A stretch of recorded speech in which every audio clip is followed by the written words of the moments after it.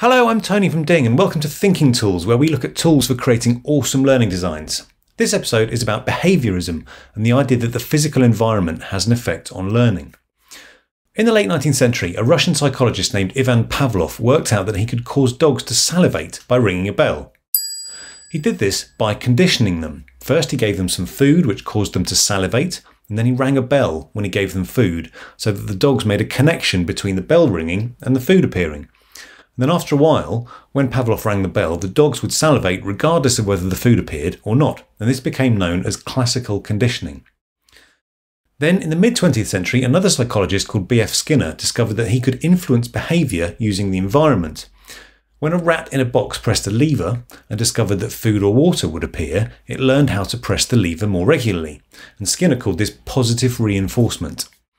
Skinner then added another lever which caused the rats a mild electric shock, which wasn't a very nice thing to do, but it caused the rats to learn that if they pressed the lever, the current would stop, and Skinner called this negative reinforcement.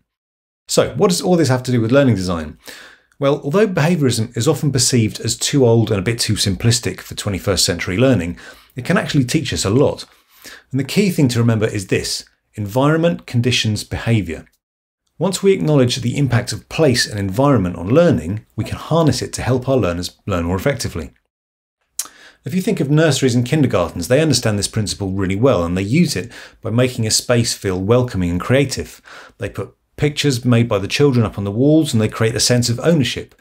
And there are usually lots of bright colours and creative things like pencils and papers to stimulate the kids and keep them interested, which is great.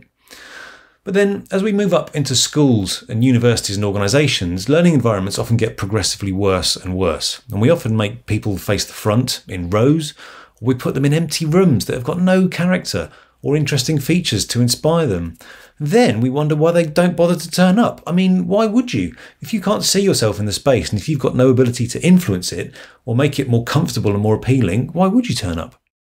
So, behaviourism can also make us make better use of the digital environment, and if we remember this core principle of environment conditions behaviour, it can help us think about how we might make an online learning experience more welcoming. For example, the look and feel of a learning platform will influence how learners respond to it, so we need to think about the emotional response that the platform might produce. If it causes frustration because learners can't find things easily, they're going to disengage. But if it produces satisfaction, for example by rewarding them for certain behaviours, or even just by minimising aggravation, it could motivate them. And it's up to us as learning designers to make deliberate choices about how we can harness digital tools to produce the desired behaviour in our learners. Now, my colleague Phil once took over a failing course where learners had stopped turning up, and he responded by turning their classroom into a kind of base camp with movie posters, mood lighting, comfy sofas and a coffee machine. And guess what happened? Before long, the learners were in the room until late in the evening because it felt comfortable and welcoming. The environment had conditioned their behaviour.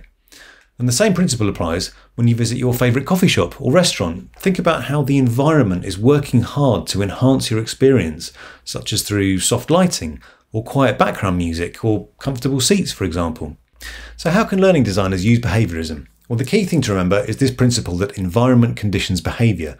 So we should aim to create physical and online learning spaces that produce a positive emotional response in our learners. This is the principle of positive reinforcement, and we can do this in a few ways. Firstly, by empathising with our learners to think about what would make them feel comfortable and relaxed in the space. For example, we could put up pictures, change the lighting, maybe put some quiet music on or provide more comfortable furniture, or even simply move the desks and seats into a circle so the space feels less formal and rigid. Secondly, we can use core principles of inclusivity to anticipate diversity and remove barriers to learning. Now, these barriers could be physical, such as having desks that are fixed or don't move, and emotional, such as only having up pictures that are produced by white Western artists. So to remove these barriers, we can ensure that we use a diverse range of images in a space, that we make the physical environment comfortable for everyone to be in, and that we make the online environment as easy to navigate and as comfortable as possible. And thirdly, we can try and give learners some ownership of the space, whether it's a physical or an online space, and enable them to influence the appearance and the layout. Now, we could do this through asking them to make things and stick them on the wall, or maybe by getting them to contribute some images to a Padlet or an online notice board, or maybe even enabling them to move the furniture around or customise the design and lookout and the appearance of their blog. That's it. I hope you found this a useful introduction to how we can use behaviourism and positive reinforcement to design effective learning experiences. If you like this video, you know what to do. Hit subscribe and experience the power of behaviourism in action, because YouTube will condition your behaviour and notify you whenever I produce a new thinking tool.